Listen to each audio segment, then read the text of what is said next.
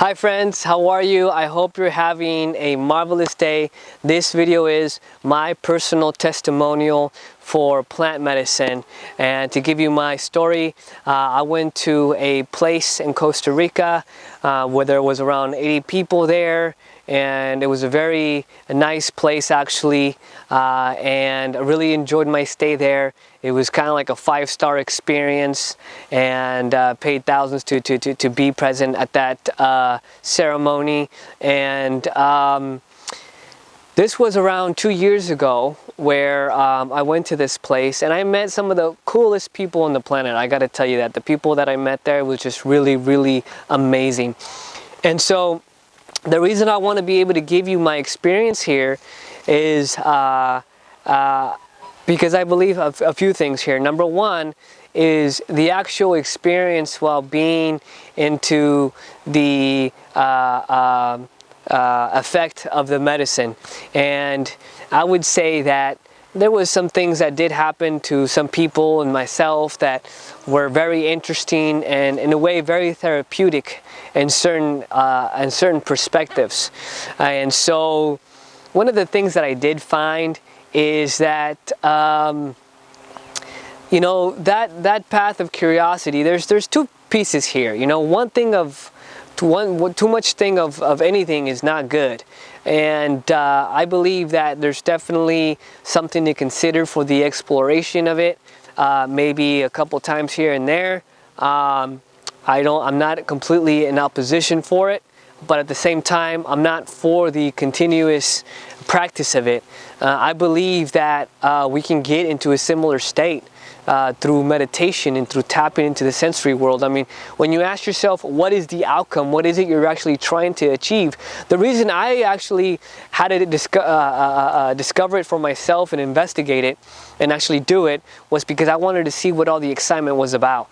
There was a lot of people that were claiming a lot of miracles to come about, being able to see entities, and I always thought it'd be really cool to be able to actually see the world that we cannot see with our physical eyes, as you have excess levels of melatonin to be able to allow the pineal gland to be able to see more things as it is with your third eye, and kind of, you know, see the energy and the geometries and all that. That didn't completely happen for me. I would say my experience was still very enjoyable, but I would say it's something that I feel is not completely 100% beneficial on a regular basis to your body and to your psyche. It could become an addiction. So I would suggest that really our higher consciousness is not so much going to come from a continued practice of such type of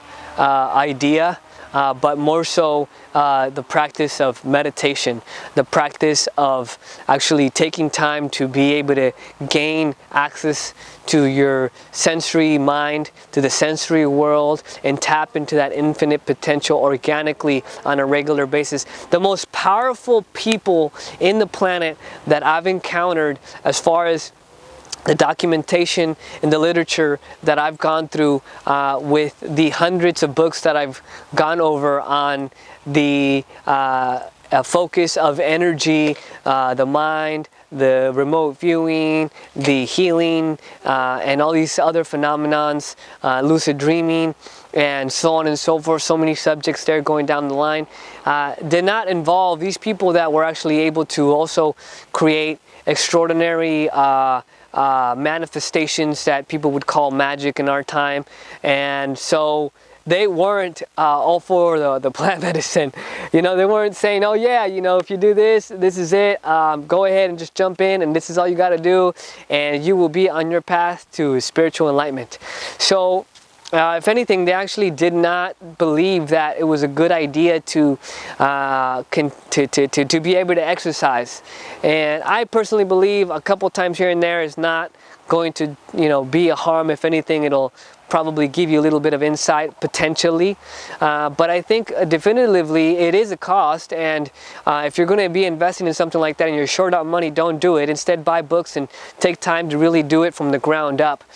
Don't build a house of straw, build a house of bricks. And I do believe that going down that path spiritually is building a house of straw. You can still build a house and get some benefit off of it, but it's not going to be the long-lasting brick house that you want to build for the long term. So, and that's just not my opinion that I came up with. I wanted to be able to have various references for this, to be able to share this with you. And like I said, I've in my time now, if you watch some of my videos, just within the last year, I've gone over 120 books. Just the other day, I bought 9 more books. I figured out how to take MP3, how to take audiobooks, excuse me. I figured out how to take Kindle books and hardcover books and convert them into MP3. And with the meditation music in the background. And then playing them usually 2 times the speed. And so, this allows me to be able to go through more information faster, find out the truth about what our potential is, find out how this plant medicine comes into play.